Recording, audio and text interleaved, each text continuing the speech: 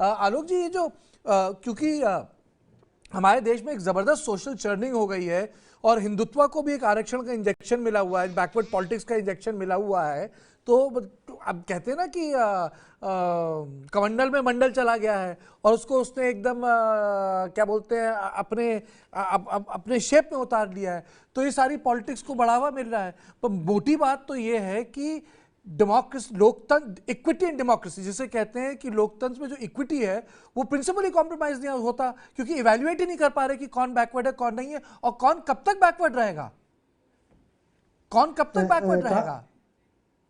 कार्तिकेय जी, मैं तो दुनिया में एक देश एकमात्र भारत देख रहा हूं जहां लोग बैकवर्ड और एससी बनने की कंपटीशन में है, और जो जनरल है वो बैकवर्ड बनना चाहते हैं। ऐसे तो नहीं बन सकते पांडे जी, ऐसे तो नहीं बन सकते, पर हाँ बैकवर्ड के कंपटीशन में। नहीं नहीं, एक्चुअली सर मैं बताऊं, मैं चाहता हूं, कह रहा हूं कि चाहते हैं।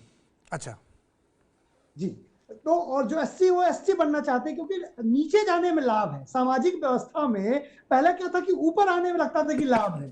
अब जो भारत की सामाजिक व्यवस्था है, जो सोशल इंडेक्स है, उसमें हम जितना नीचे चले जाएंगे हमें लगता है उतना लाभ है। देखिए उत्तर प्रदेश में जो झा है ब्राह्मण, पूरी उत्तर प्रदेश के, वो ओबीसी में आ गए, कायस्थों को ओबीसी में ले लिया गया। अब अगर ब्राह्मणों का एक वर्ग ओबीसी में आ जाए, कायस्थों का कायस्थ ओबीसी हो जाए, तो आप बताइए फिर जो भारत का जो सामाजिकरण है वो गड़बड़ा जाएगा। कार्तिकेय जी, मैं इसको एक बात से और जोड़ूंगा कि जो रिजर्वेशन था ये सोशल जस्टिस के लिए था, लेकिन जब सोशल जस्टिस को हम राजनीतिक हथियार के रूप में उपयोग करेंगे, यानी हम उसे पॉलिटिकल आइडेंटिटी से जोड़ देंगे, यानी हम उसे पॉलिटिकल जस्टिस से जोड़ देंगे, यानी सोशल जस्टिस को हम पॉलिटिकल जस्टिस से जोड़ देंगे, तो इस तरह की समस्या सोसाइटी बियर करेगी, उसे बियर करना पड़ेगा।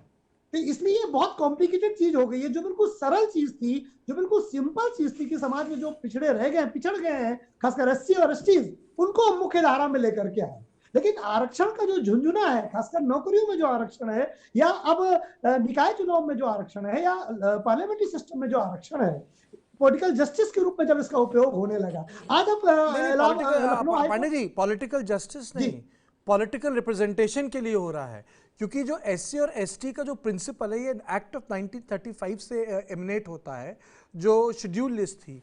एसटी यानी शेड्यूल था, इसका असर योगी आदित्यनाथ की राजनीति पे होगा स्पेसिफिक यूपी? जी असर तो हो, जी असर तो हो गया ना, 4 घंटे में असर हो गया, डेंट हो गया, बड़ा डैमेज नहीं हुआ लेकिन असर हो गया, असर तो हो चुका है, मतलब इसमें कोई वही नहीं है। 4-5 घंटे उत्तर प्रदेश की सरकार बिल्कुल स्तब्ध रह गई कि वो क्या जवाब दे। कोई मिनिस्टर नहीं, किसी का फोन नहीं उठ रहा, कोई इस मैटर में बात नहीं कर रहा है। फिर मुख्यमंत्री जी को आगे आना पड़ा और ये कहना पड़ा। मैंने आपके प्लेटफॉर्म में दोपहर में 2 बजे बात कही थी कि सरकार किसी कीमत पर बगैर आरक्षण के चुनाव में नहीं जाएगी, किसी भी कीमत पर। वो सुसाइडल मोड होगा अगर वो चुनाव पे चली जाती है। आज मैंने 2 बजे मैंने ये बात कही। इसलिए सरकार को डेंट तो पहुंच चुका है।